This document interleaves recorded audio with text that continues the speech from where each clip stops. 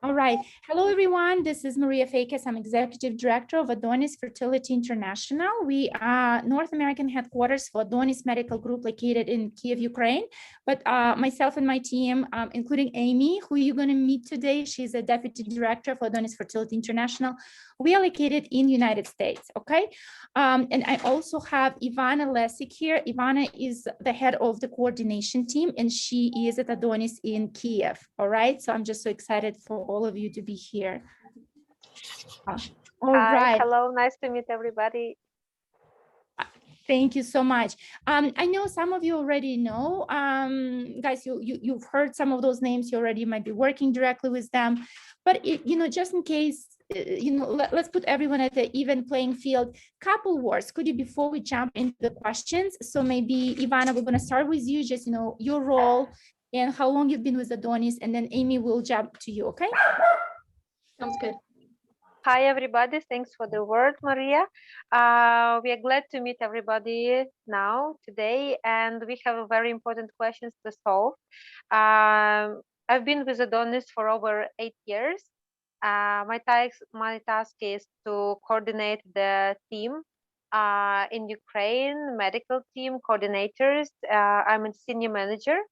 So the most important role is to provide direct communication between the client and medical team with doctors, nurses, attending physician, during the surrogacy progress, and then till the childbirth, till baby registration, and so on. So from the very beginning, we are coordinator, we are support and assistance of our clients till the baby exit, till the program is solved, completed, and clients are coming back happy with the child home. Yes, they're coming back home. So we know that because of the COVID, because of some questions are so important and so even nerves, yes, to our clients.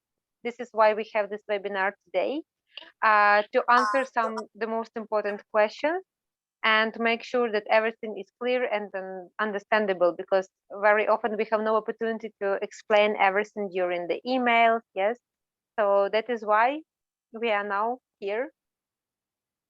So great. Thanks, should Ivana. we start with?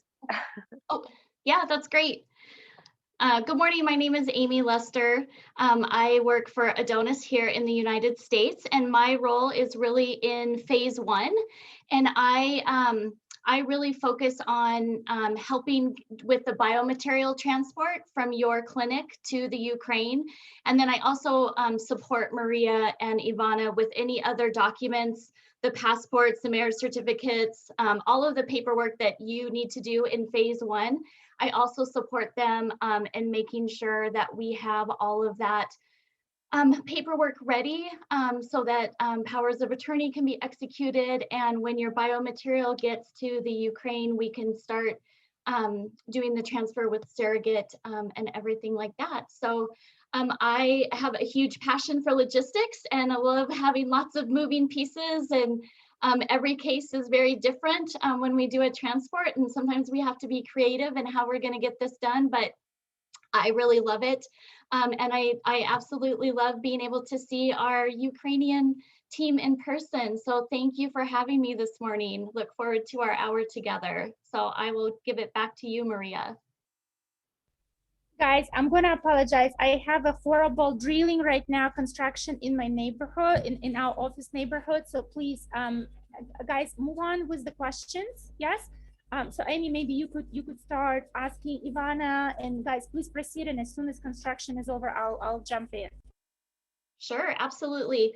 So Ivana, can you talk to us about what type of transportation is available for the surrogate to reach the clinic?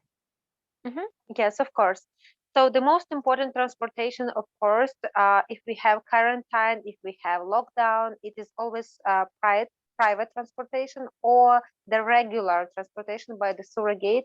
But in every case, we always have individual, approach, because for some surrogates, she can be in Kiev, so she can take a taxi, which will take 30 minutes to get to the clinic, or it can take like 1 hour to get to the clinic by the taxi. Yes, and it's only one driver there and she will be here.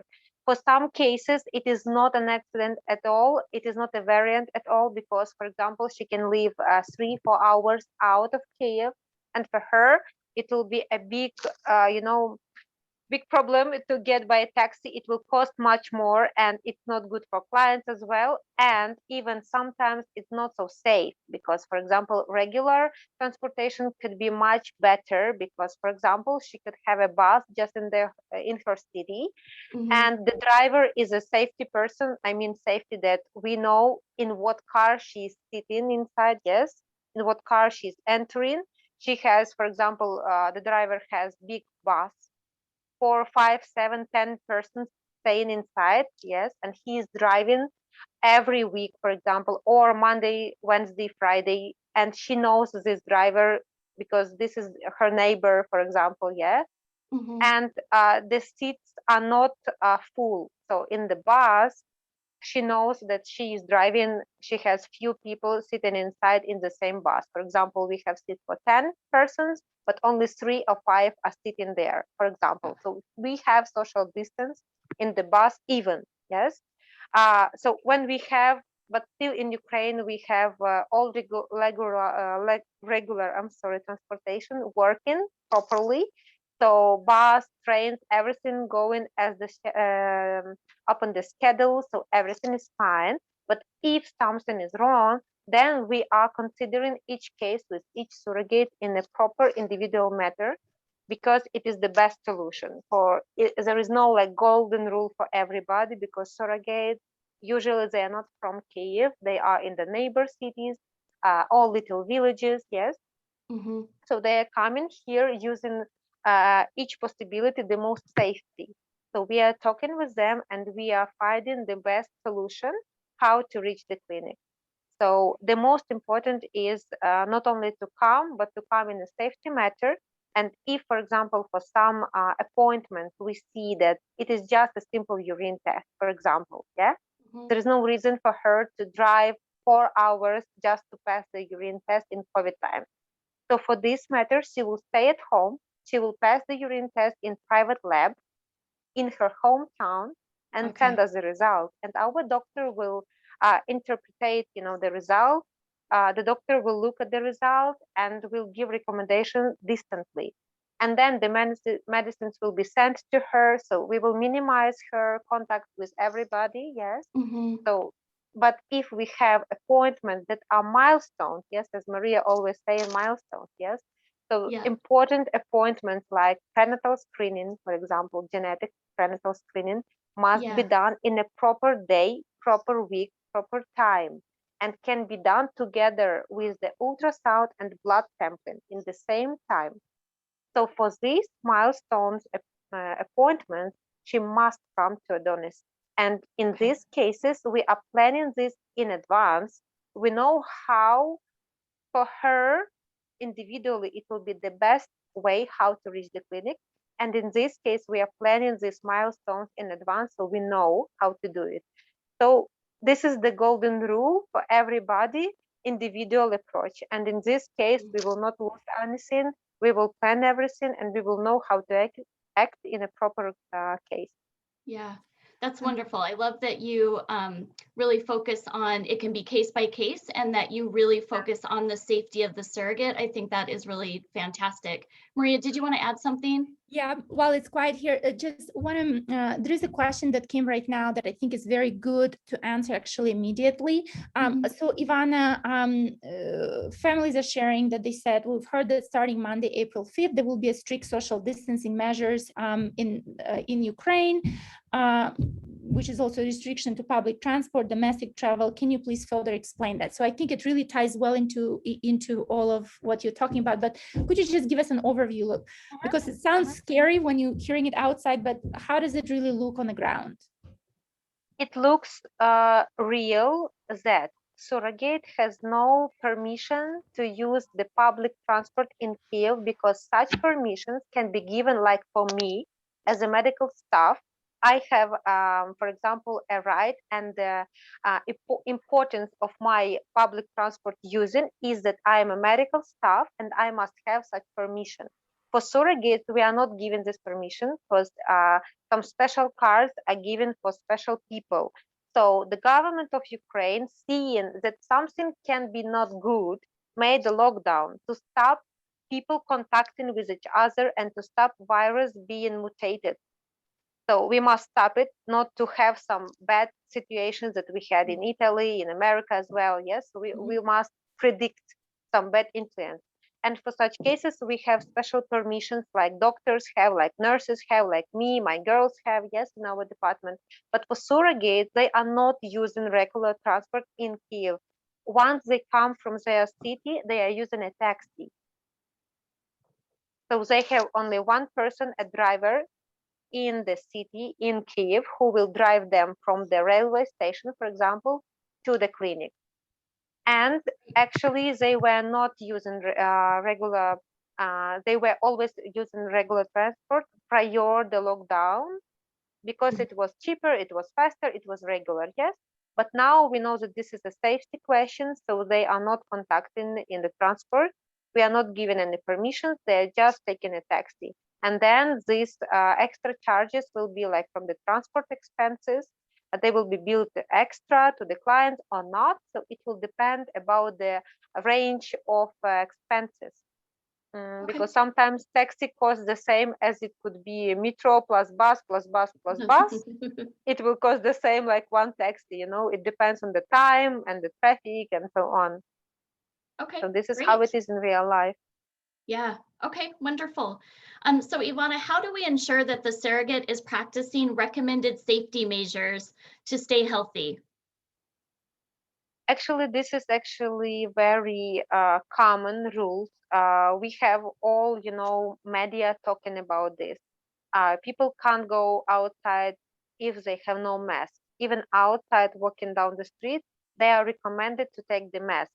Surrogate is very interested to be healthy, to be in the program, to be successfully in the program. So we don't need them evenly. You know, they are always in masks because it's about, you know, responsibility and understanding herself in the situation.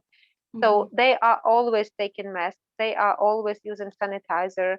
And they are, even when we have some, you know, meeting with surrogates, some consultations, when they come to clinic, even prior being added into our database, in this time, yes, in COVID times, we are saying about this, about safety, about staying healthy, and they are even avoiding visiting shops, buying some products. Even children can not, you know, visit school and kindergarten if she has such opportunity. So her child, her children can stay at home to predict, you know, catching the virus. So they are very interested to be not infected, to be healthy. So we are taking care of this all the time. She's always coming to clinic with mask. The doctor, the medical staff, everybody is in the mask as well. So it is not only how we say it, it is about self, am I right to spell it, like self-interested, yeah? Like her own interest is so big that she is very, very careful. She wants to stay healthy, and this is the main reason they are taking care of themselves. And we help them to do it and to control, of course. Yeah. Well, and I would love to share my own story. You know, I ended up getting COVID last year, and I took all the safety measures. It's very, very, very important that my husband did not get sick. He is critical infrastructure for national security. So we went above and beyond for all of the safety measures. And I ended up getting sick, and I got very, very sick. My husband had to quarantine with me, which we thought that meant, you know, he's definitely going to get it. This is just not going to be good for his job. It was very, very stressful, and he never got it. And so I think it's really interesting, you know, he and I were under the same roof. I mean, we tried to, you know, separate, but we're still, it's the same air, right?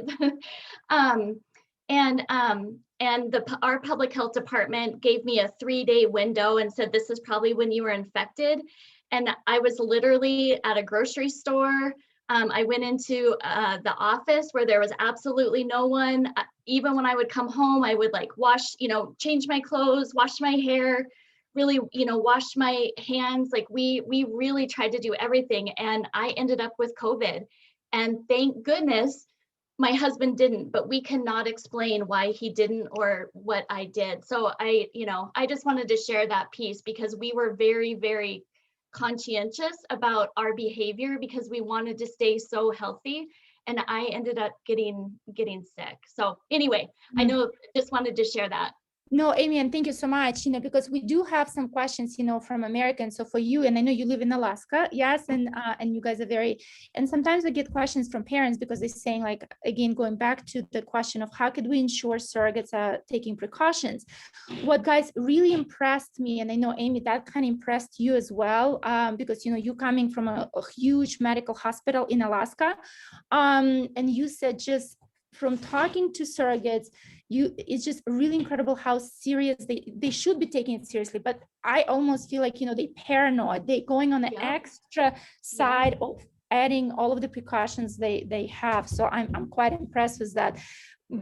But I like, kind of human perspective that you're sharing, because we do get questions like, well, if she gets sick, does it mean she was not responsible? And you say, like, you have done everything possible and still gotten. So thank you. Okay. Guys, question, because we were still talking about the transport. One more question came through. Ivana, you talk about now within Kiev, but now, from what we're understanding, is it correctly that the transport between cities is not closed? So yeah, okay. It's working regularly. Yeah. Okay, perfect. Thank you so much. What is the protocol of handling emergency situations? How, especially if your surrogate is, far away, it's not in Kiev. This is a big question that comes all the time. Talk us through that. Yes, it's one of the most popular questions from our patients. We understand why they are asking this all the time, and only the clients that have came through some emergency questions are fine and are confident in our work. Yes, because they know that everything is done automatically very fast. But still, I am happy to answer this question because I understand that this question is so important, even if we are talking about this every webinar. But still, it's very important question, and unfortunately or fortunately, it's absolutely normal question, because emergency question may occur.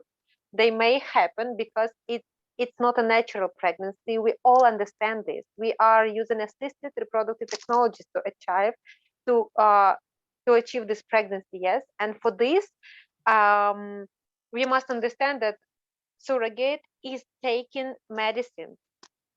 She will never get pregnant if she wouldn't intake this medicine. Yes, and for some cases, some hormonal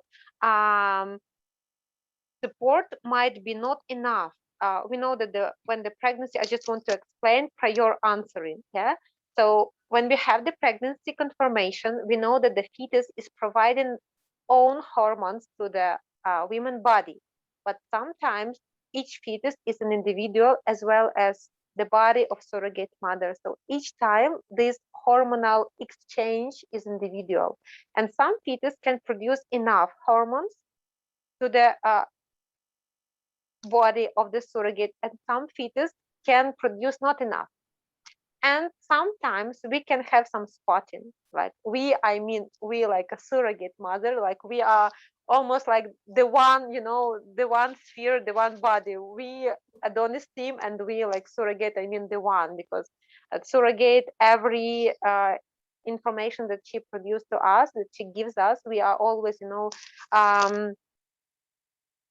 fighting for her for all success. We are fighting all the time. So when she have any blood spotting, any blood smears, anything, she is informing us immediately.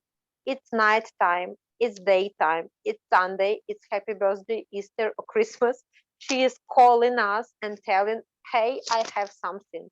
And in this case, we are contacting urgently to our doctor. It doesn't depend, it's nighttime, daytime. So we are contacting to the doctor directly, and we are getting her recommendation according to the situations that we have. So the doctor is asking, what are the kind of spotting? You know, she is asking some list of questions. The surrogate is answering. So it is always distantly, but it is, you know, the count is under the minutes.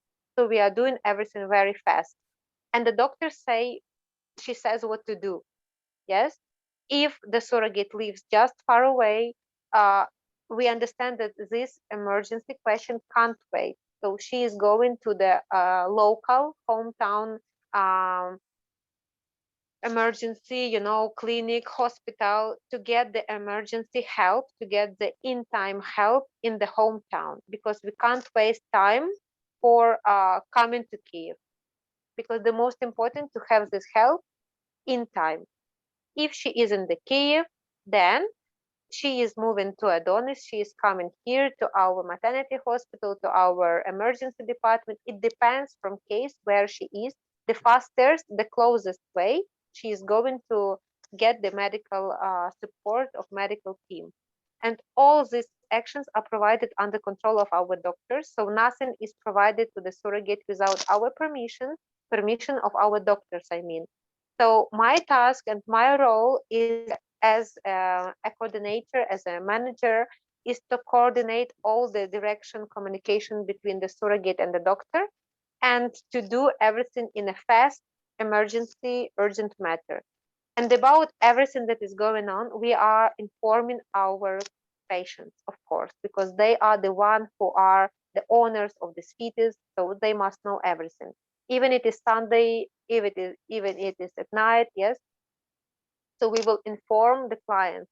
Of course, we will not call when clients are sleeping, because what is the reason to call them and say, hey, your surrogate has a spotting? Because we are in that time, instead of calling clients, we are solving emergency questions. We are calling to the doctor, we are giving, you know, recommendation what to take, what to inject, what pills, lay down, not to lay down, like everything that is recommended by the doctors, we are doing. But in the morning, yes, you will write the email to clients that we are informing you that this and this happened, and she is under the care, the spotting were stopped, she is stable, yes, everything is fine, the heartbeat is present, so the fetus is developing.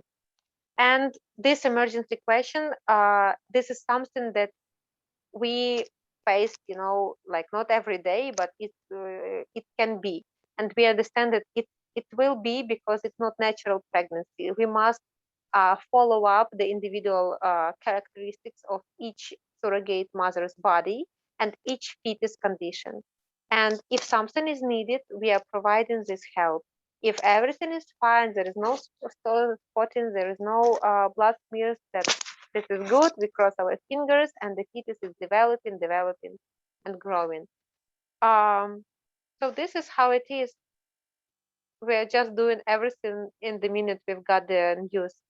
If surrogate, if you know, we have a surrogate we have like some chats. So it's not like one person. If one person didn't answer, what will be? No, it's a team of our, you know, department. So surrogate has the number of my telephone, has the number of her coordinator. No, she has a number of the doctor. So it's not like that something can be stuck on one client, or on one, I mean, not client, I mean on one medical staff, for example. Yes. So it is absolutely a teamwork, and she has all the contacts she can contact in every matter if she needs at any time. Hey, Ivana, can you talk a little bit about what the situation is like in the hospitals now due to COVID? Do you know what the hospital capacity is? Absolutely has no connection with the gynecological question, because we have COVID, but it doesn't mean that pregnant women are not getting pregnant or they are not giving the birth, you know. So we have infection departments where the COVID clients are, and it is absolutely another department if we are talking about emergency with surrogate mothers. Yes. So if she's pregnant, she's going to the department of clinic for her reason. So for obstetrician gynecologist, yes, to that department, and that department has no connection with COVID. For COVID pregnant women, for example, we have another infection department, and in that department, only COVID infected clients can be, you know, supported. So Okay. there is no connection with COVID treatment and pregnant spotting, and something like this. Yeah. Okay. So like you're saying, if there's an emergency, then she'll go to the local clinic. Yes, to local clinic, depending to her reason. So reason is gynecological department. So she will go not to therapeutic who is treating the COVID. She will go to the doctor who will treat the pregnancy. Yes, so to gynecologist. Great. Yeah. Great. Is it clear, Maria? Yes. Yes, no, I think so to summarize what I'm hearing is you saying even if it's a smaller area, the local hospitals still have capacity for our particular cases for pregnancy because they are not connected to treatment of the COVID patients and it's not intersecting. And then definitely at Adonis, we have such a strict separation of all of those flows. So thank you so much. Okay, and guys, thank you so much as you typing in, that's what we're doing. We're picking up your questions from the chat and adding into our discussion. So continue typing questions as we go. If I may right now, I'm going to jump to you. Talk us through a lot of questions are coming on the biomaterial transport. And I know, Ivana is so versed to it, but, this is one of your big roles and really benefits that you're adding, at least like on USA, for USA and Canadian customers, because we said we just have to do it because those forms are the process is so not natural to American clinics that we had to do this. So would you talk us just first, maybe in general, like how does the biotransport looks, like what it's needed, and then how's it being impacted during COVID? Yeah, absolutely. So one of the things about Adonis, we really prefer to have the hand-carried couriers. We do have preferred couriers, and that's our cryo. One of the things during COVID that's really nice about them is all of their couriers are vaccinated. And so, again, as the people piece of this, it's important to us that the people that are involved in the work that we do are also being safeguarded. So I appreciate that our cryo prioritizes the health of their couriers. And so it's easy to support them. So they're vaccinated. It's again, eliminating any problems if a courier was to be in the United States picking up biomaterial and then comes down with COVID, that creates a whole other, set of problems for us. So they're all vaccinated, which is fantastic. I know that there's, during COVID, there's been some changes with airlines and things like that, especially with Ukrainian Air recently. Again, that's not a preferred airlines for us. Our couriers are using like Turkish and Lufthansa. And so it's not the Ukrainian Airlines isn't an issue. The only issue that I have seen is that airlines are limiting flights and the number of travelers are increasing. And so it has been more challenging even in the last couple of weeks to get a seat on an airline. So I am really trying to work very fast and furious with our clinics here in America so that we can get everything that we need and the courier can come. This is the first time any of us have gone through a worldwide pandemic. I can't tell you what the airlines are going to look like in May, but we want to do everything that we can, preventative measures in case people want to increase travel. It's starting to be summer, for us, and kids are going to be out of school. And if airlines start shrinking down their seats even more, then it makes it more complicated. We used to have a direct flight from New York to Kiev, and that hasn't been running. And I think it's almost a year, and I can't wait for that flight to be back. But we can definitely work around it. But yeah, like I said, we don't know what it's going to look like in May, June, July. So we're doing everything that we can to try and get that biomaterial quickly from the United States over to Kiev. Sorry, and my thing is working again. So that's great. So talk us now through logistics quickly. Just summary, like, okay, what is needed? Like, what is your role, I guess, how you work with clinics and things like that? All right, so there's typically 4 forms that we need. It will depend on whether we're doing embryos or whether it's a sperm collection, but the paperwork is is challenging for our American clinics because one, they aren't used to it, and two, the Ukraine or Adonis is, I guess it's Ukraine, right? Is very, very crazy about having originals. So we need original signatures. So I work with the clinics, and we have a wide variety of clinics, and we have, have the paperwork that we have to do.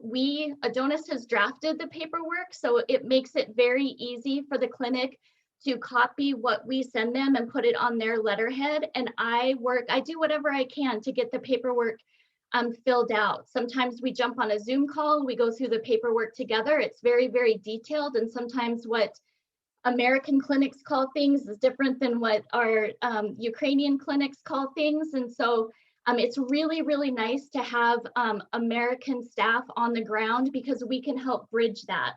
Also, we're in this, very similar time zone to our American clinics. So it's very easy for me to jump on a call with our American clinics and get these forms filled out. And these forms are so incredibly important. The act of transferring has to be in Ukrainian and English. This is what allows us to take your biomaterial from the United States and transfer it over to the Kiev clinic. It's very, very important because the thing that we don't want to have happen is it gets over to the Ukraine and for some reason something wasn't filled out and they aren't able to accept it. So that one is very, very important. The other one is the certificate of genetic affinity. That one is really important for your exit process. We want to get that one filled out to a T so that when you are ready to bring that baby home, your exit process is very, very easy. And so we do a lot of work on the front end to make sure that that exit process goes very, very smoothly. And then depending on whether, like I said, if they're embryos from the wife, embryos from an egg donor, a sperm collection, we need the infectious disease testing. And this is another thing that I really appreciate about Adonis is keeping the health of the surrogate in mind. So it's very, very important when we do this transfer that the surrogate has peace of mind, that all the infectious disease testing has been done. We're not putting her at risk in any way. And so that testing has to be, the results and testing has to be clean. Let's see, what else is there about? No, I think you summarized it fantastically. So maybe let's see if there is any more questions about, actually there was a question and I don't know if you could answer it, Amy, but maybe Ivana, you could answer.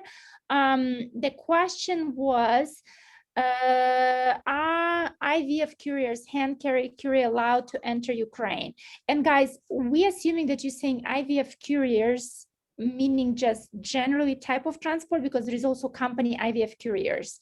Yes, but independent of what kind of country you're using, company. So Amy, how would you answer that? Yeah, if we're talking about in general, like again, we have our preferred couriers and they have Ukrainian citizenship. So it's no problem for them to get in and out and American citizenship. And so again, that's why they're a preferred courier, because they have some things available to them that makes this travel between Canada, United States, and the Ukraine very, very easy and seamless, whether it's COVID or not. I can't speak for the company IV courier, so I'm not sure if they're speaking specifically about that, but for our preferred couriers, yes, they are able to go in between the 3 countries, no problem.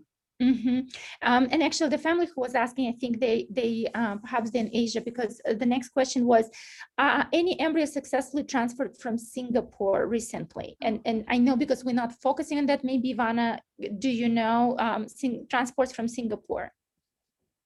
Not a problem to accept biomaterial from Singapore.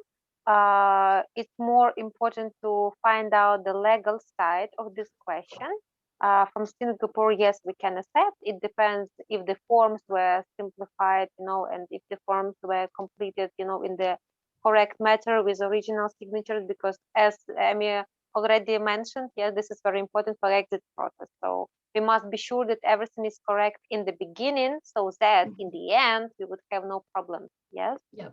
So Singapore is one of a lot of other cities, you know, where from where it can be accepted.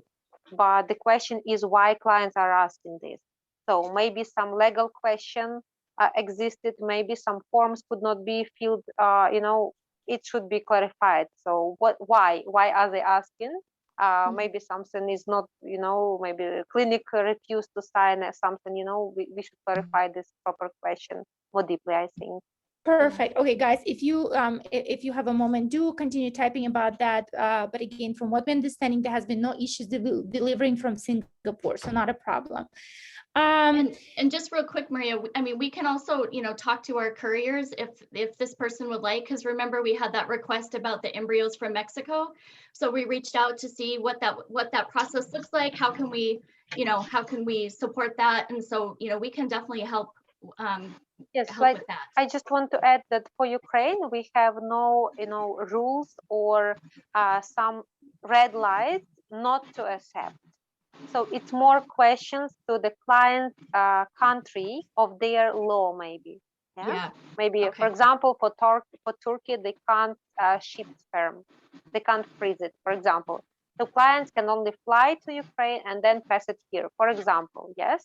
Yeah. Maybe some legal questions are, you know, connected to the client citizenship, to their legislation, not to Ukraine. So for Ukraine, it's the most important to have the list that you mentioned, Amy, and to make sure that this is originals and everything is filled correctly. And all this can be done and is always done in advance and is approved by us. And then we are given the letter of acceptance, so that this biological material is not X-rayed, you know, nothing is done. In the airport, you know, so biological material is in the full safe. So yes, the most question is from the country and their legal requirements. And I'm really glad that you brought up the letter of acceptance, because that is something that is only done in Adonis. In the Ukraine, some of the other clinics don't do that, and I really appreciate it. It also gives our intended parents peace of mind that they see that formal letter of acceptance. It goes to your clinic for their records, but our intended parents also see it. And so again, it's that peace of mind. It is an extra step. And I'm sure, you know, Ivana and I work very closely on that, back and forth on that paperwork. But it's very, very important. And I appreciate that extra step that you guys do, Ivana, in issuing that letter of acceptance. Perfect. Thank you, ladies. Okay, let's jump in. We have like 20 minutes and I really want to finish on top of the hours we promised. So with all of those things, so I know sometimes you're running into, both of you are running into issues where one of the piece of information is being delayed or something. So Ivana, the question is really that a lot of times we're being asked, can the surrogate sign a surrogacy agreement and start stimulation, or can she start stimulation as soon as possible, even though maybe some pieces are missing? Yes? Okay, of course, I understand this question as well, because the clients were waiting so much and so long for this to happen. And of course, they don't want to waste even some days. It looks for them so long, yes, and they want to speed up all the process. And let me explain why we cannot do it. Because we know that in each country we have some legal requirements and we must follow it. Otherwise, surrogacy program will become illegal. For example, clients from America especially, they are providing some special power of attorney, thanks to which they don't need to come here. They don't need to fly to Ukraine each time for signing any paper. And they are providing us the original of legalized with apostille power of attorney. And only after the original is provided by the trustee to the notary, to the public notary, the notary has a right to sign and give permission for any document using this power of attorney. So only when the notary see the originals, he has a right, or she has a right, to certify and notarize the document signed by that trusted person. So this is the right and safety question, because in all around the world, if you have no original power of attorney, you can do no action. This is the same. for Ukraine, we must have notarial agreement between client and surrogate mother. This is one of the list, of required documents by the legislation of Ukraine, like Ukrainian government written, they wrote that this is one of the most important documents, and without notarial agreement between client and surrogate, surrogacy program cannot be provided at all. And when we are providing medicines to the surrogate, it means that we start the program. It means that we start surrogacy process. We don't want some legal authorities come to us and ask and say, we will not give you permission to get the baby back because your program was illegal. So this is the question of safety, the question of power of this surrogacy program. And this is not because Adonis doesn't want, we want very much, because we want to help everybody, but we don't want somebody to face a problem that cannot be solved. Mm-hmm. So we don't want to face this problem with our clients. This is an example of power of attorney. Another example is the legalization of marriage certificate. So we know that in Ukraine, the surrogacy program can be provided only for married heterosexual couples. So marriage is the official document of the country, and it is valid in the country who issued. But outside of this country, it can be it can have the power only if it has apostille or consulate legalization. So for American citizens, they are using apostille. And if we have no apostille on the marriage certificate, we have no right to start surrogacy program. This is the same. Surrogacy become illegal. So we don't need the original of marriage certificate. This is client, original of their love. They keep it with themselves, but we just need at least the scan of apostille, because apostille gives the power for marriage certificate, and it becomes valid outside of the country of issuing. This is another document that must be, So such kind of documents required by the Ukrainian legislation protect clients and make sure that they will have legal surrogacy program and will have no problems in the beginning, so that we would have no problems in the end.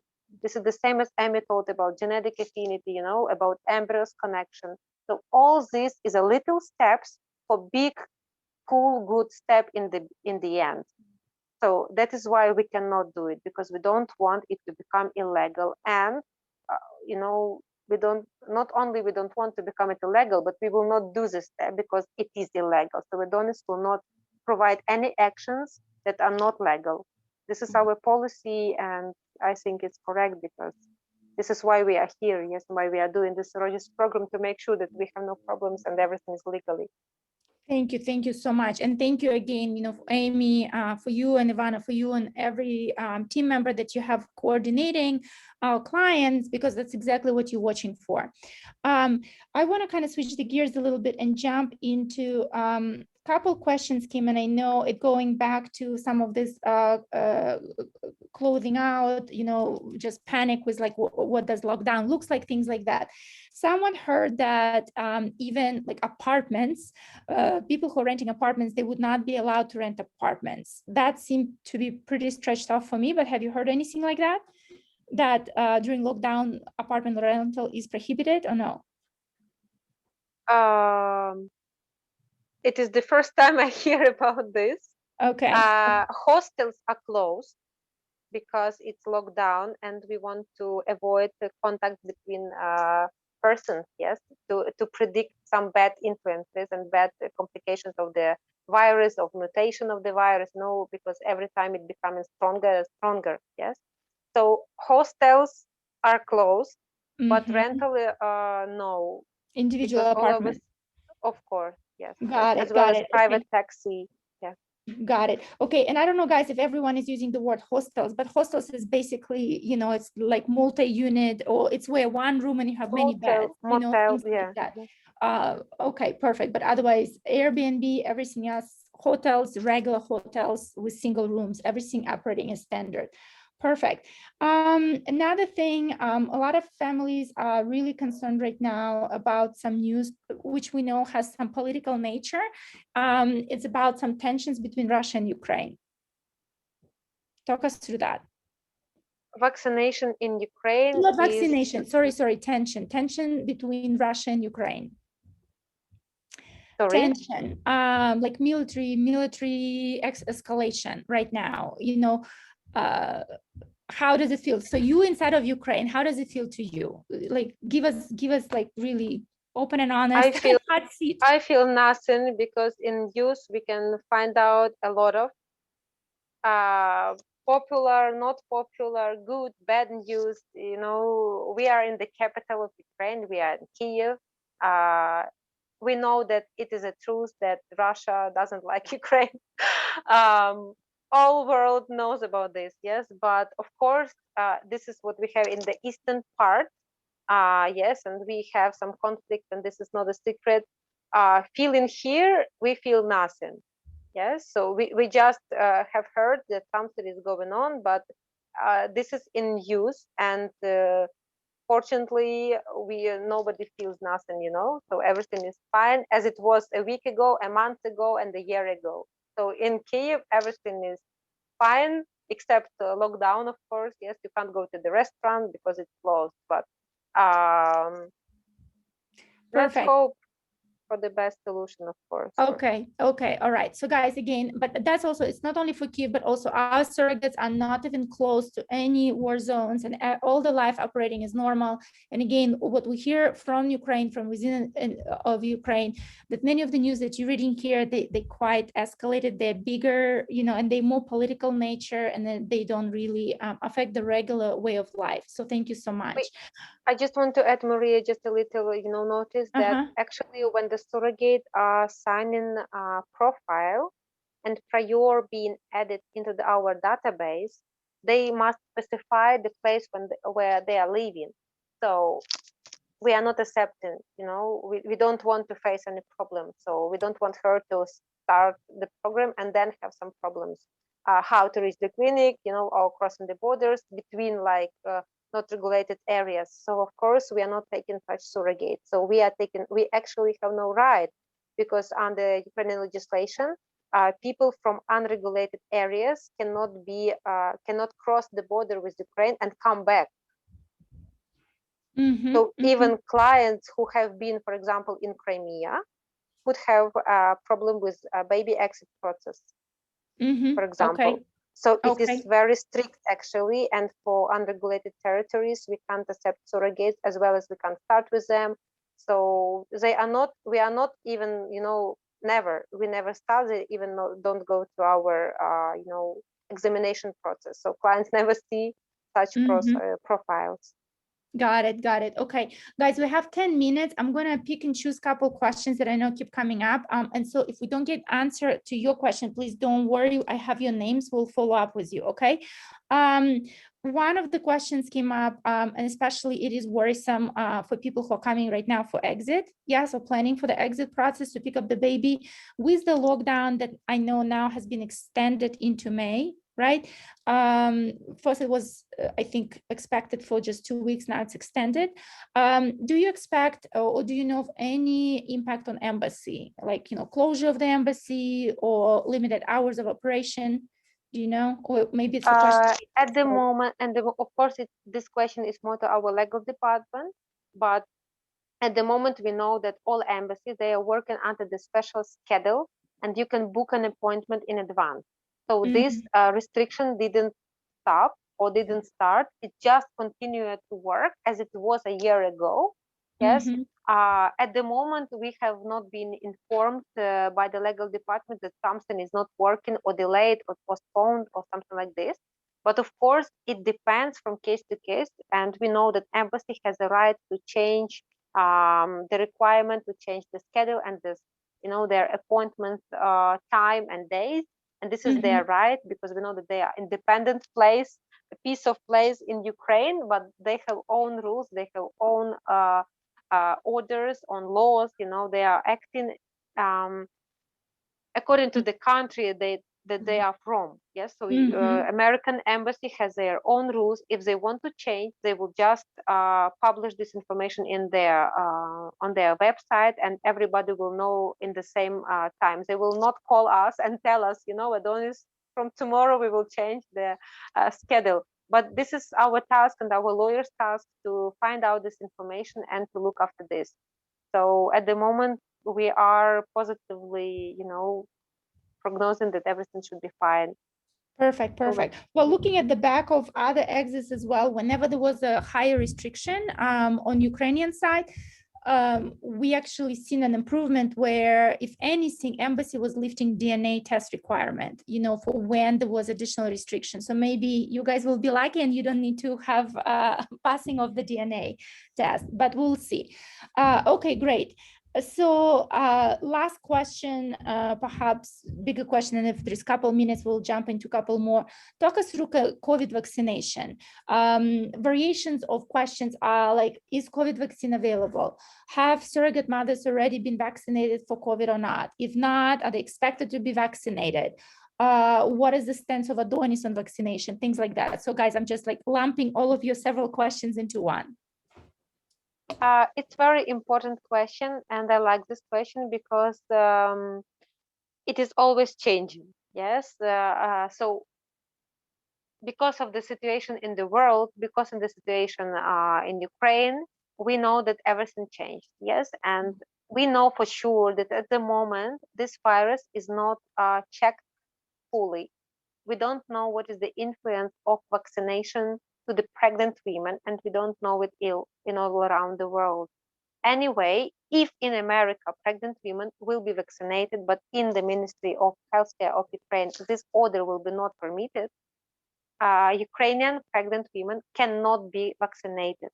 Yes, and this is very important to clarify and for clients to understand that we are providing surrogacy on the territory of Ukraine, and we must follow up the restrictions and legislation of this country, because surrogacy program is provided on this country. Yes, so this is the first. Until this moment, we have no benefit plus or minus of vaccination. We know nothing how it influenced on the pregnant body. So vaccination for pregnant women is not done, and it will be not done until in all around the world and in Ukraine, it will be not permitted and clarified and confirmed that it has no negative influence on pregnant women.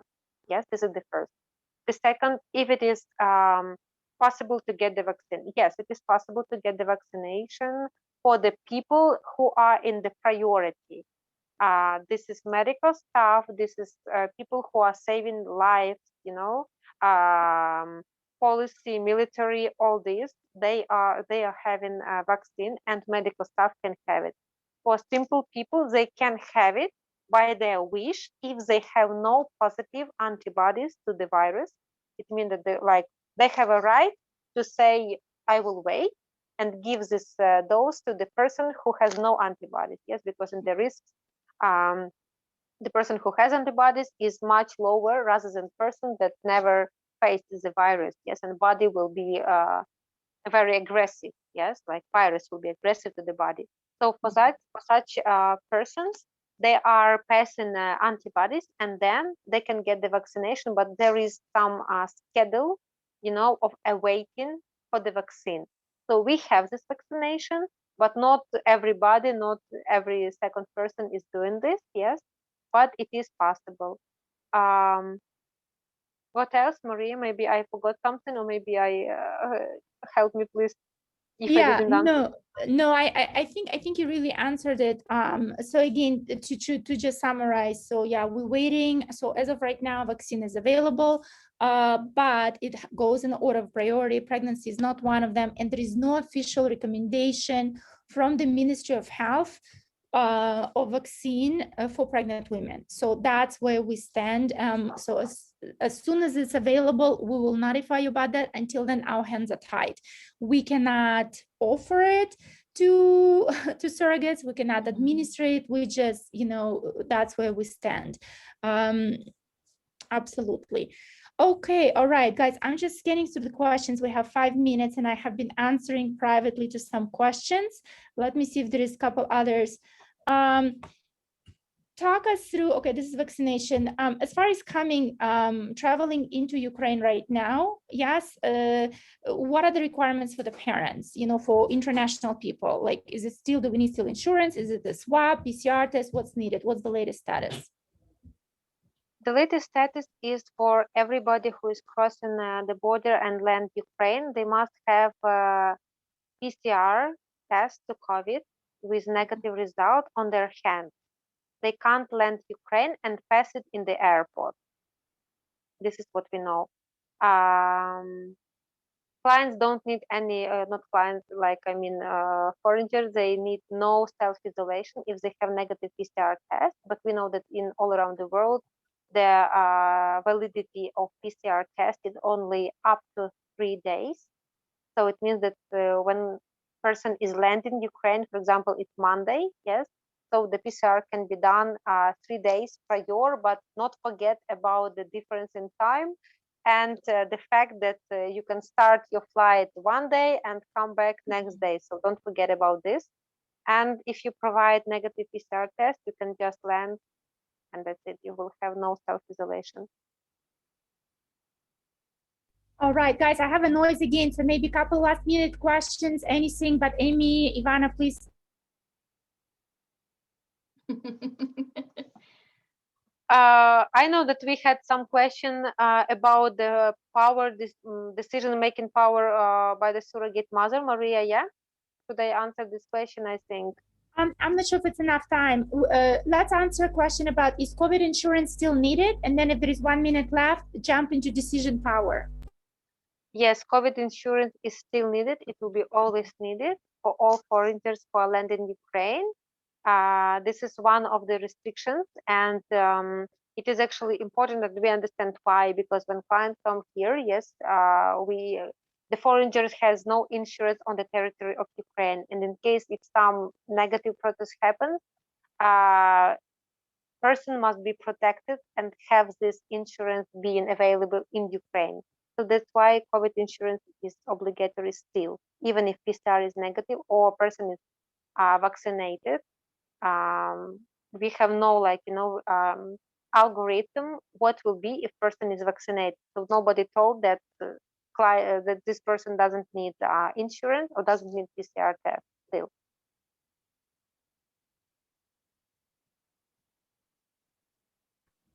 Perfect. Okay. So address the question about decision making.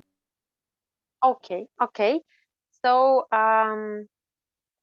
actually, I think that the most important to understand in what cases surrogate has the right to make some decisions and in what case surrogate has no right to make some decisions. So first of all, we should understand that surrogate mother is the third party of surrogacy program, but as well as biological parents, as well the surrogate, they must listen to the doctor, yes, the medical team, because the medical team are responsible for the providing program for the health of pregnant women and the fetus. So in some cases, when the question is connected only to the body of the surrogate, she has right to say no. For example, clients want to have some vaccination to the surrogate, for example, from flu. She has a right to say no because she is not obligated to be vaccinated. This is her body, and she has a right to say no, I don't want to be vaccinated because I don't want. That's it. And then, if there is no medical recommendation and medical indication, this right will be possible.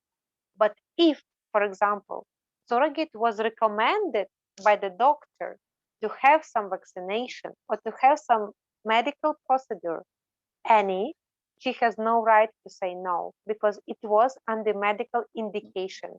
And it means that for this, she has a reason. And this is like, this is the main reason, yes. If she has recommendation by the doctor, she has no right to say no because she is obligated to say yes for everything that was recommended by the medical team. The same is like for the client. When the doctor is recommending to the surrogate to pass some tests, to go to some specialist, to take some medicine, client can't say no, we don't want, because the most important is opinion of the doctor, because doctor is responsible and he is the professional who knows what to prescribe, what to cancel, what to give, what to stop, you know. So in this case, even clients has no right for power decision right. Yes. So this is what is important. What is important to understand. But also we have another side when, for example, the question is connected to the fetus question. Yes. Something is going on with fetus, for example, doctor recommend to do, for example, the fetus, the child is born, yes, and the doctors say, okay, we would recommend you to do this vaccination because, and they say, because it is important, it is better, for example, for lungs or for kidneys, for example. Yes, we have so many vaccination in all around the world, so we can do a lot of, yes. But clients say, oh, you know, we would better do it at home. Would it affect the newborn's condition? Doctors say, no, but please don't postpone. It's better to do this vaccination prior the baby is 6 months old. Clients say, okay. So in this case, power decision right client has. Yes, so they have this right to make this power because they are responsible for their fetus. But if we are talking about pregnancy, and when the doctor is saying that it is recommended for the fetus to pass some tests, for example, in this case, clients cannot say no, because if they say no, it means that they will take all responsibility on their hands. But they cannot take because they are not the professional. They cannot make this decision, make this solutions, because they are the one who should listen the professionals, the concilium of doctors, the meeting. Yes, the doctors if they are recommended, it means that there is a medical reason for this. Yes, and they can understand the complications, the results, the benefits, pluses and minuses. So we should understand in what stage, what exactly decision can be done and by whom. So it is the same as we started from the beginning. Yes, in individual case, we are talking in a proper situation. So sometimes surrogate has a right, sometimes client, sometimes nobody, because we must listen to the medical team. Yeah. All right, Ivana, that is really, really helpful. Thank you very much. We want to be really respectful of people's time. I know we went over a couple minutes, but this was really, really important information, and we really appreciate all of you joining us. Ivana, it's always so wonderful to see you in person. I know also it's 8 p.m. in your world, and so you've already worked a long day and you've spent some time with us. So I want you to go have some downtime and spend some time with your family. And Maria, always good to see you. So we will see you very soon. Thanks, everyone. Bye. Thank you, everybody. Take care of yourself and we'll be in touch. Bye-bye. Have a good day.